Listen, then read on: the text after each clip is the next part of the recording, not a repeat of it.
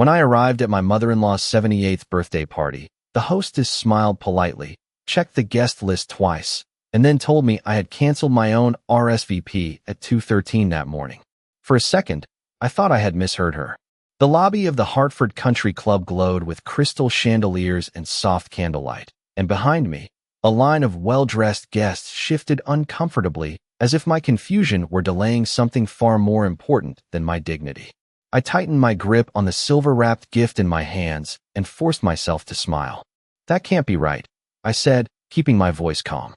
"I confirmed last week." The young woman at the check-in stand looked flustered, tapping the screen of the event app again. "It says the cancellation came from your account, Mrs. Harper. Early this morning." Then I heard the sound I knew better than my own thoughts. Margaret Whitmore's soft, polished laugh. "Oh dear," my mother-in-law said as she approached in a floor-length emerald dress, one hand resting lightly on a champagne flute. "Technology can be so tricky at our age." She said it sweetly. Sweetly enough that anyone else might have mistaken it for concern. But I had been married to her son for 12 years.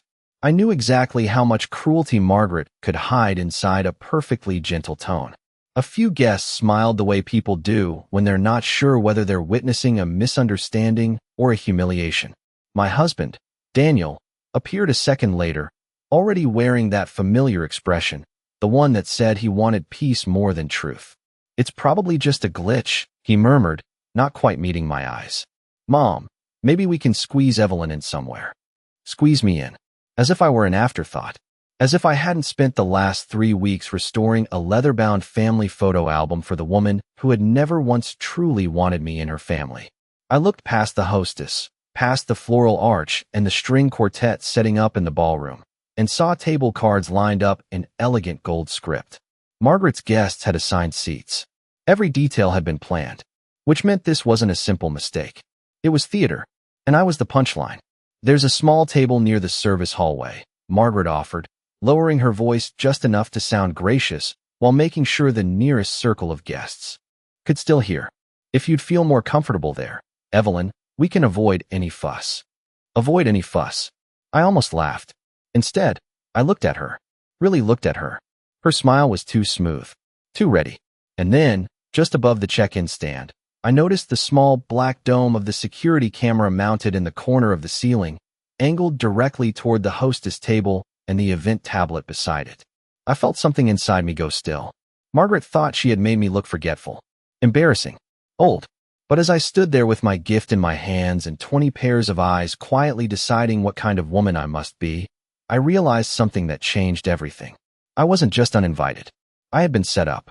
The hostess shifted from one foot to the other, clearly wishing the moment would disappear, but moments like that never disappeared in Margaret Whitmore's world. They simply changed shape until they looked polite enough to survive in public. I stood there long enough to feel the sting settle under my skin. Then I smiled the way women like me learn to smile after years of being told not to make things awkward. "That is fine," I said softly. "I am sure we can sort it out." Margaret's eyes flickered, just for a second. She had expected tears, maybe confusion, maybe the kind of embarrassed retreat that would let her spend the rest of the evening shaking her head and telling people I had become forgetful. What she had not expected was calm. Daniel touched my elbow lightly, as if I might need guidance. "Evelyn, why do not you let it go for tonight?" he said under his breath. "It is Mom's birthday." I turned and looked at him. There it was again, the sentence I had heard in 100 different forms over 12 years. "Let it go. Be patient. She does not mean it that way. Keep the peace." Every marriage has its quiet wounds, but mine had been built around one rule so constant it had become invisible. If Margaret drew blood, I was expected to pretend it was perfume. I handed my coat to the attendant and walked into the ballroom as if nothing had happened, because sometimes the strongest thing a woman can do is refuse to leave the stage someone else built for her humiliation. The room was beautiful in the precise, expensive way Margaret loved. Ivory roses in low crystal bowls, gold chargers at every place setting, linen napkins folded like little swans. A string quartet in the corner playing something soft and elegant that made the whole evening feel curated down to the last breath. I had spent 6 nights in my home office restoring old family photographs for the album in my hands. I had tracked down faded prints from Daniel's childhood, scanned black and white snapshots of Margaret and her late husband at their first house in New Canaan, even included a picture from our wedding day that Margaret had once claimed had been lost. I had done all of that because, despite everything, some part of me still believed effort could earn belonging. It was a foolish hope, but hope usually is. As I moved farther into the room, I noticed something else. My place card was not merely missing. The seating chart had been revised. There was a blank gap where my name should have been at the family table, as clean and deliberate as if I had never existed. In its place, an extra floral arrangement had been positioned to cover the space. Not an accident. Not a glitch. Planning. Precision. Margaret had not simply removed me from the guest list. She had removed me from the picture. "Mrs. Harper?" a quiet voice said behind me. I turned to find a young woman with dark blonde hair and a nervous expression, the same woman who had been helping at check-in. Her name tag read Lila Bennett. She lowered her voice. "I am really sorry. I do not think this was what it looked like." I studied her face.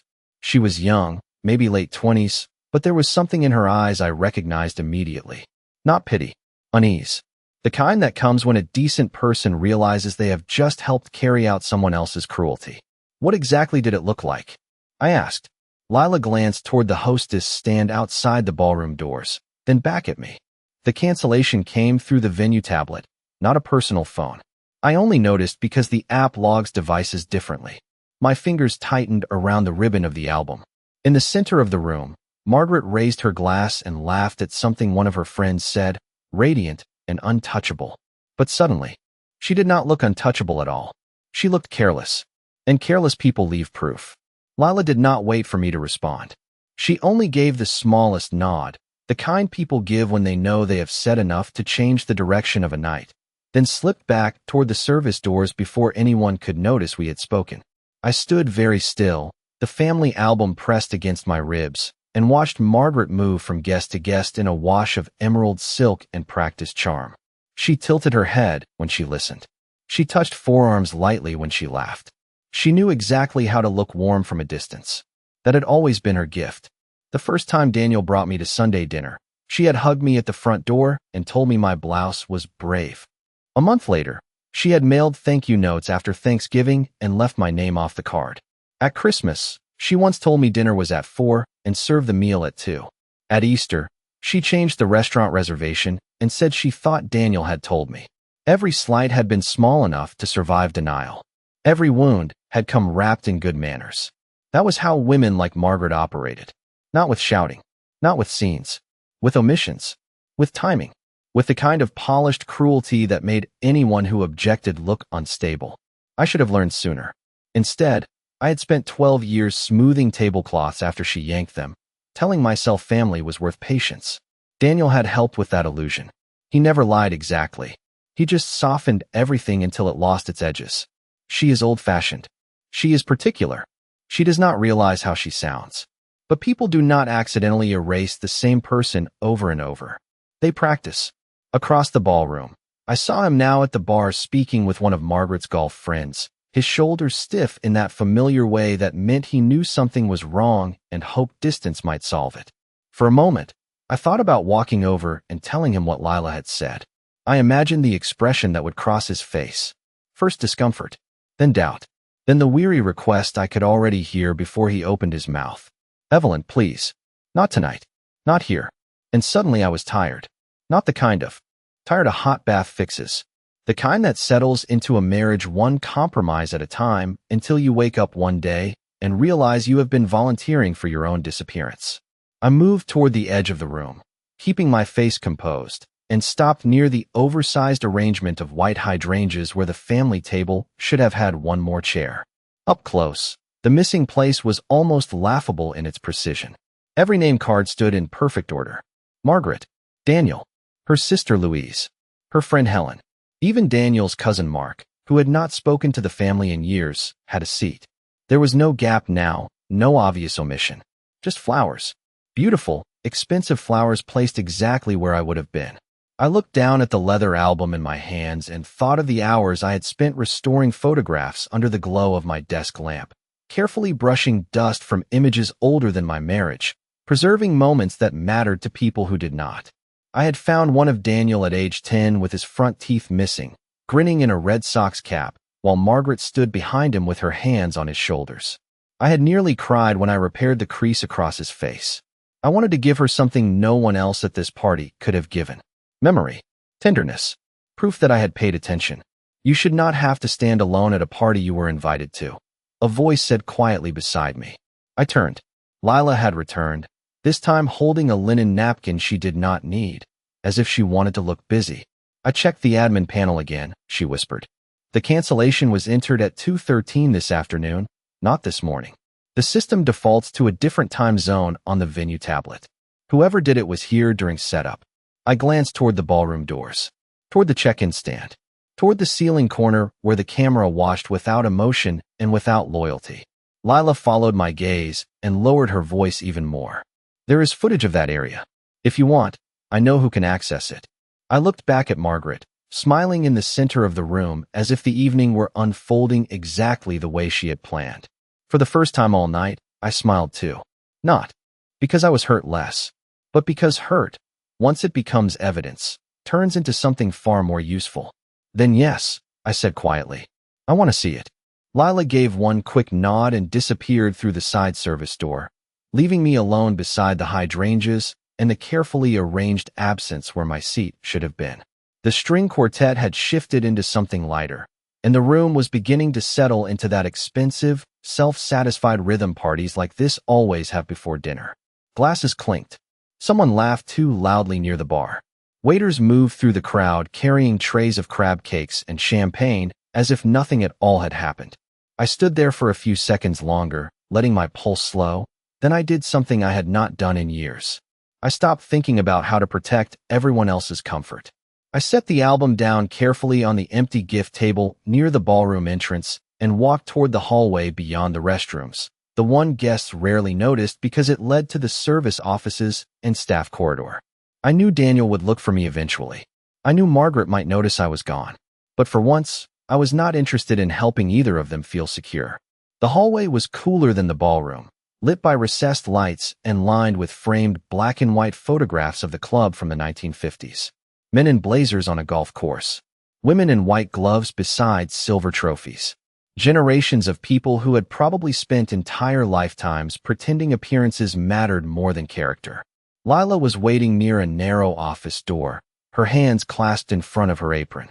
Beside her stood a tall man in a charcoal suit with a staff badge clipped to his lapel. "Mrs. Harper, this is Grant Cole," she said. "He manages venue operations." Grant gave me the polite, cautious expression of a man who had spent years navigating rich families and knew exactly how dangerous they could be when embarrassed. "Lila told me there may have been an issue with the event tablet," he said. His voice was measured, neutral. "Normally we do not review internal logs during a private function unless there is a security concern." I held his gaze. "Someone used your system to remove my seat from a family event and make it appear that I did it myself. If that is not a security concern, I am not sure what is." His eyes flicked to Lila, then back to me. He must have heard something in my tone, because he stepped aside and opened the office door. Inside, the room was small and plain, all function and no glamour. 2 monitors, a wall calendar, a humming mini fridge. On one screen, a grid of security camera feeds showed different parts of the property in silent black and white. Grant moved to the keyboard and pulled up the event management log first. "You were right about the time zone," he said to Lila after a moment. "The venue tablet runs on Pacific time because the software company is based in California. 2:13 on the log would have been 5:13 here during setup." He clicked again, and there it was. My name, Evelyn Harper. Status changed from confirmed to canceled. Device source, venue admin tablet 2. My stomach tightened, but my face stayed still. Facts first, feelings later. "Can you show me who had that tablet?" I asked. Grant hesitated only a second before switching to the hallway camera outside the ballroom. The footage loaded grainy but clear enough. At 5:11, staff moved in and out carrying floral boxes and silver stands. At 5:12, Margaret appeared in frame wearing a cream silk blouse, not yet dressed for the party, her hair pinned up in rollers beneath a scarf. She glanced once over her shoulder, then stepped behind the hostess stand. She picked up the tablet.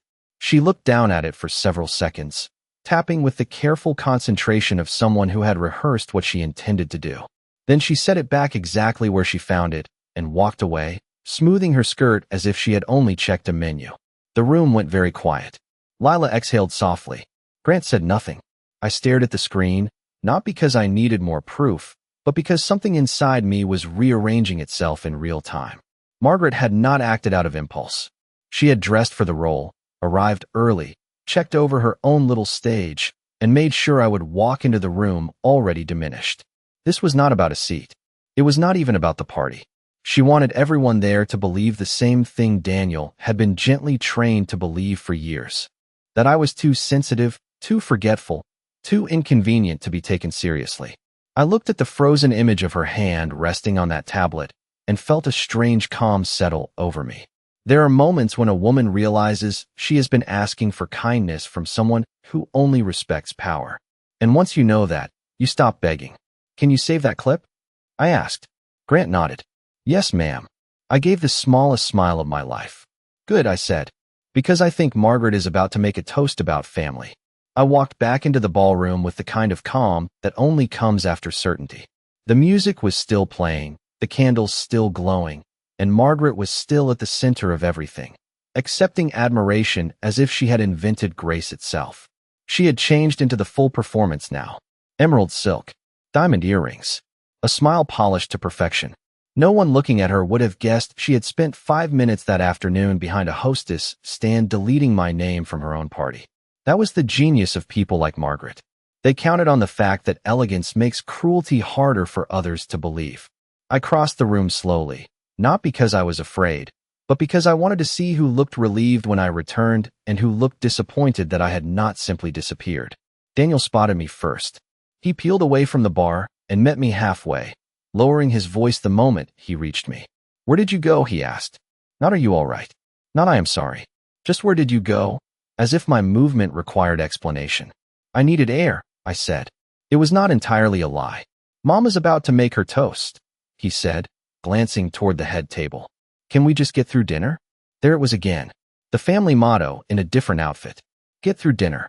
Survive the discomfort. Endure the insult. Preserve the illusion. I looked at my husband, really looked at him, and saw the shape of our marriage with sudden, painful clarity. Daniel was not cruel the way Margaret was cruel. He did not set traps. He did not humiliate me in public, but he had built an entire life around making room for the people who did. Of course, I said softly. Let us hear what your mother has to say. He relaxed immediately, mistaking surrender for peace, and that tiny misunderstanding told me more than any argument ever had. At the front of the room, a staff member tapped a spoon lightly against a champagne glass, and the quartet fell silent. Conversations softened into a hush. Margaret rose with one hand resting on the back of her chair, gracious and poised, every inch the beloved matriarch. Before dinner is served, she said warmly, I just want to thank all of you for being here tonight. At my age, one learns that family is not measured by years, but by loyalty, tradition, and the people who continue to show up with love in their hearts. I nearly smiled. If hypocrisy made a sound, it would have been her voice in that moment. Around the room, guests lifted their glasses. Some nodded. Daniel did too. I felt the leather edge of the family album against my fingertips where I had retrieved it from the gift table on my way back in. The restored photographs inside suddenly felt heavier than paper. They felt like evidence of every time I had tried to earn a place that had already been denied to me. Margaret continued, turning slightly toward the family table as if she were blessing a sacred arrangement. Tonight is especially meaningful because the people seated here represent the ones who have truly stood by me over the years. The words landed exactly the way she intended. Not loud, not vulgar, just sharp enough to cut anyone paying attention. A few heads turned toward me.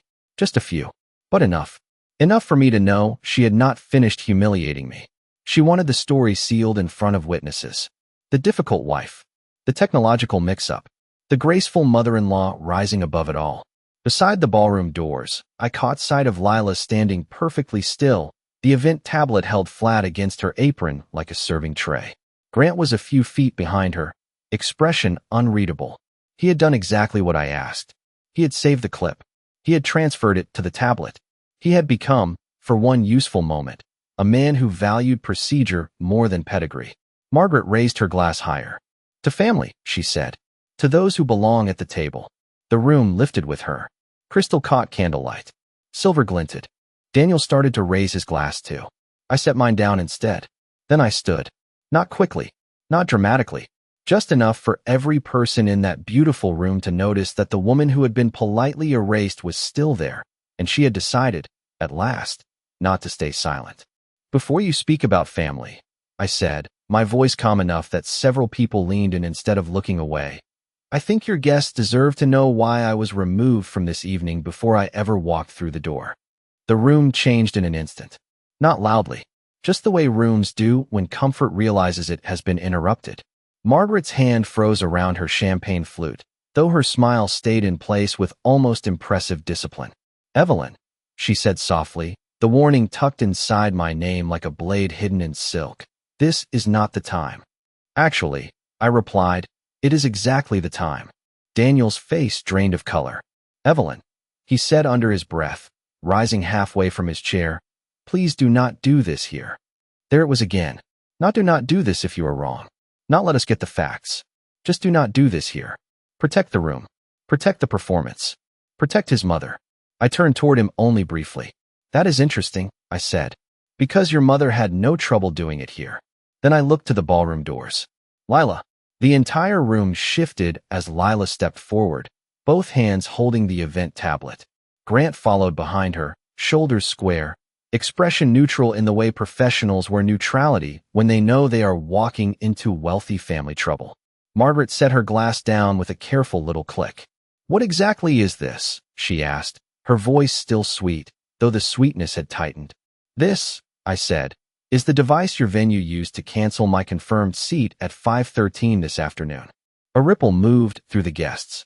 Someone near the back whispered, 5:13, because they all remembered the hostess saying 2:13 that morning. Grant spoke before Margaret could. The event software on the venue tablet runs on Pacific time by default, he said evenly. The cancellation appeared as 2:13 in the log, but that converts to 5:13 local time here in Connecticut. Margaret let out a soft laugh. Too quick, too bright. Honestly, this is absurd. I checked the seating list earlier because the florist was blocking a place setting. If something changed in the app, it was clearly accidental. She said accidental the way some women say darling, as if tone alone can make a lie feel civilized. I did not raise my voice. I did not need to. Then I am sure you will not mind the camera footage. That was the moment her expression changed. Only for a second.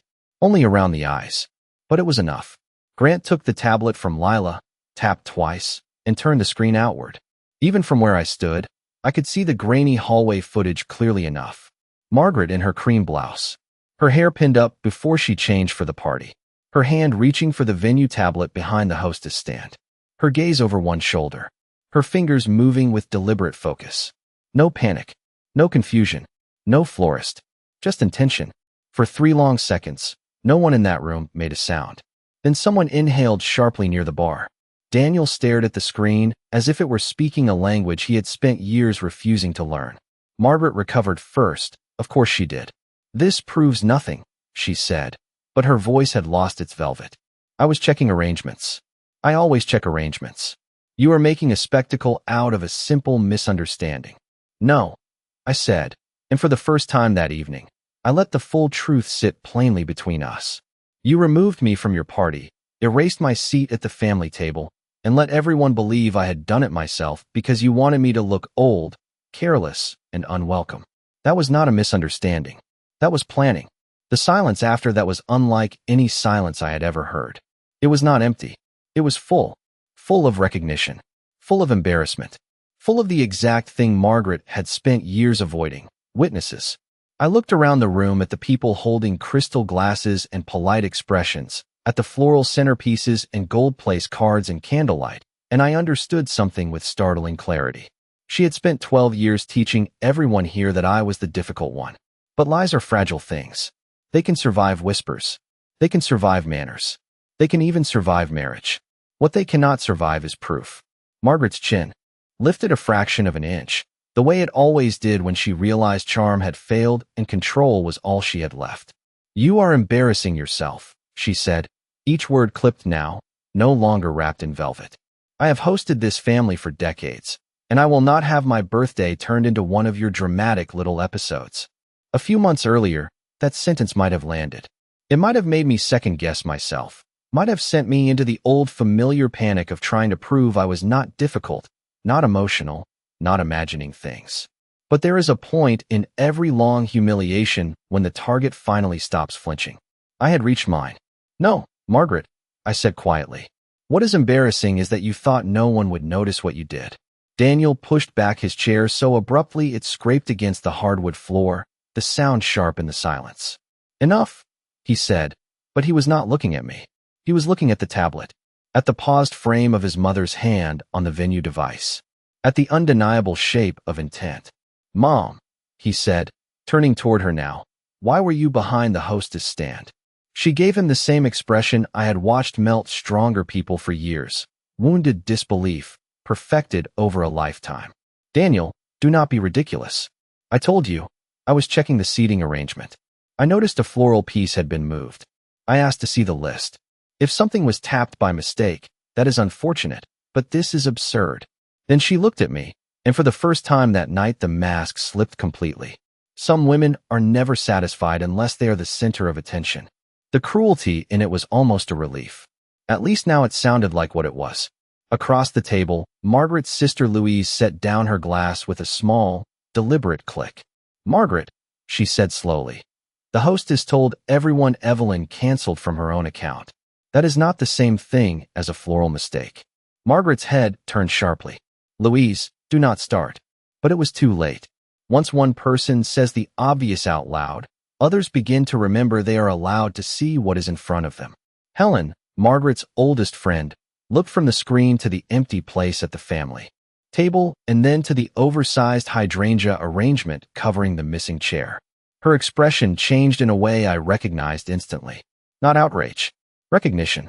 "That flower arrangement was not on the original diagram," she said. "I saw the first layout when the planner showed us this afternoon. There was another seat there." A murmur moved through the room, subtle but irreversible. Margaret had spent years curating these people, training them to accept her version of events, but social power is a fragile thing. It depends entirely on consensus. The second the room starts comparing notes, it begins to crack. Daniel looked at the table, at the flowers, at me, then back at his mother. I could see the years passing behind his eyes, not literally but emotionally, as memory rearranged itself. Missed brunches, wrong times, last-minute changes. The endless small moments he had asked me to forgive because it was easier than confronting the woman who raised him. "Did you do this before?" he asked her, and his voice had changed. It was no longer the soft voice of a man asking for peace. It was the careful voice of a man who had just realized peace may have been built on lies. Margaret straightened. "I will not be interrogated at my own birthday party." "That is not an answer," he said. There was a rustle around the room as guests shifted, some stepping back, some looking anywhere but at the family table, because embarrassment is contagious when the wrong person finally catches it. I should have felt triumphant. Instead, what I felt was older and sadder. Relief, perhaps. Relief that I was no longer the only one carrying the truth. I reached for the leather album in my hands and held it against my chest. I had brought a gift full of memories because I thought memory could soften people. But standing there, watching Daniel see his mother clearly for the first time, I understood something harder and far more useful. Memory does not change people. It only reveals what they have been all along. Margaret opened her mouth, closed it, then reached for the one weapon people like her always reach for when facts fail them: injury. "I cannot believe this," she said, pressing her fingertips lightly to her chest, as if she were the one who had been publicly humiliated. "On my birthday, in front of my friends, after everything I have done for this family. It would have been almost convincing if I had not spent 12 years watching her turn accountability into martyrdom." Daniel stared at her, and for the first time since I had known him, he did not rush to rescue her from the consequences of her own behavior. "Mom," he said, slower now, steadier, "did you remove Evelyn from the list on purpose?" Margaret gave a brittle laugh. "I already told you. I was checking the arrangements." "That is not what I asked." The room had become so quiet that even the waitstaff seemed unsure whether to keep moving. A server holding a tray of salmon crostini froze near the doorway, then slowly backed into the hallway, as if he had wandered into a private storm wearing white gloves. Louise folded her napkin and set it beside her plate. Helen looked down into her champagne like it might offer an exit. No one wanted to be the first person to say this was ugly, because everyone in that room understood the truth now. It had been ugly long before I stood up. I just happened to be the first one who refused to decorate it. Margaret's face hardened. If she feels excluded, perhaps that says more about her than about me. There it was. The final turn. If the lie fails, blame the reaction. I had heard versions of that line for years. Too sensitive. Too emotional. Too eager to be included. Too willing to notice. I looked at Daniel and saw him hear it the way I had heard it all along. Not as a misunderstanding. As a pattern. You have been doing this for years, have you not? He asked, almost to himself. The brunch at Easter. Christmas 2 years ago. The anniversary dinner when Evelyn somehow had the wrong reservation time. Margaret lifted her chin. Do not be ridiculous. But her voice no longer had certainty. It had irritation. And irritation is what happens when manipulation stops working. I asked you something, Daniel said. And for once, I would like a straight answer. For once. That was the phrase that settled into me. Not because it was dramatic. Because it was true. For once, he was asking the right person to explain herself. For once, he was not turning toward me with that exhausted little plea to be patient. To be gracious. To let his mother have her moment. His moment. Her moment. Everyone's moment, except mine. I stepped forward before Margaret could speak again. Not to save her. Not to attack her. To say the thing no one else in that room was brave enough to say. The worst part is not what she did tonight, I said, my voice low but clear. It is that she knew exactly what would happen after. She knew people would assume I made a mistake. She knew Daniel would ask me to let it go. She knew I would be expected to protect the mood of the room while she protected her image. That is not an accident. That is a system. Several people looked down at their plates. A few looked at Daniel. No one looked at Margaret now, which was its own kind of punishment. Her power had always depended on being the sun everyone orbited. The moment the room stopped facing her, the temperature changed. Daniel swallowed hard. Evelyn, he said, and his voice cracked just enough to make me understand something I had not let myself name before. He was not only ashamed of her. He was ashamed of himself. I did not see it. I held his gaze. No, I said gently. You did. You just kept asking me to survive it quietly. That landed harder than the footage. Harder than the app log. Because evidence can expose an event, but truth exposes a marriage. Daniel looked as though someone had removed the floor from beneath him, not because I was cruel, but because he finally understood the cost of all those little compromises. I had not been asking him to choose sides. I had been asking him, for years, to choose reality. Margaret pushed back her chair with a stiff, furious motion. I will not sit here and be judged by a woman who has spent our entire marriage trying to pull my son away from me. The sentence hung there, desperate and revealing. Not because it was new, because it was finally honest. Around us, the candles still burned. The quartet still waited in silence. The expensive flowers still stood where my seat should have been. And in the middle of all that beauty, the ugliest thing in the room had finally decided to introduce itself. I looked at Margaret for a long moment. And what surprised me most was not how angry she seemed. It was how small she looked without the room agreeing with her. Power can make a person appear larger than life, but only as long as everyone keeps pretending it is deserved. Once the pretending stops, all that remains is a woman in an expensive dress standing beside a birthday cake she no longer had the authority to cut. I did not argue with her last accusation. I did not defend myself. Women like Margaret survive on reaction. They feed on explanation. They collect other people's pain and call it proof of their own innocence. So instead, I turned to the gift table, picked up the leather album with both hands, and walked back to the family table where the hydrangea arrangement still covered the place I should have had. Carefully, I moved the flowers aside just enough to reveal the empty space beneath them. Then I set the album down there. Not in front of Margaret. Not in front of Daniel. In the exact place where my seat had been erased. The room watched in silence. I made this for you, I said, looking at Margaret, though my voice was steady enough that it seemed to reach everyone. I spent 6 nights restoring photographs of your family. Your first house. Daniel's Little League games. Your wedding portrait. Holidays. Birthdays. Moments that mattered. I thought if I honored your memories, maybe there would finally be room for me in them. Margaret said nothing. She could not. Not because she was sorry. Because for once, the performance had no script. I let my hand rest on the cover of the album for a second, then I looked at Daniel. I did not need you to fight your mother every time she was rude, I said quietly. I needed you to stop asking me to call cruelty a misunderstanding. His face crumpled in a way I had never seen before, not dramatically, just enough for me to know the truth had finally found its way in. Evelyn, he said, and my name in his mouth sounded less like a request than a confession. I am sorry. I believed he meant it. That was the sad part. I believed he meant every apology he had ever given me. But remorse is not the same thing as repair, and love is not the same thing as safety. I reached for my clutch, straightened the sleeve of my navy dress, and looked around the ballroom one last time. The candles still flickered. The quartet still waited.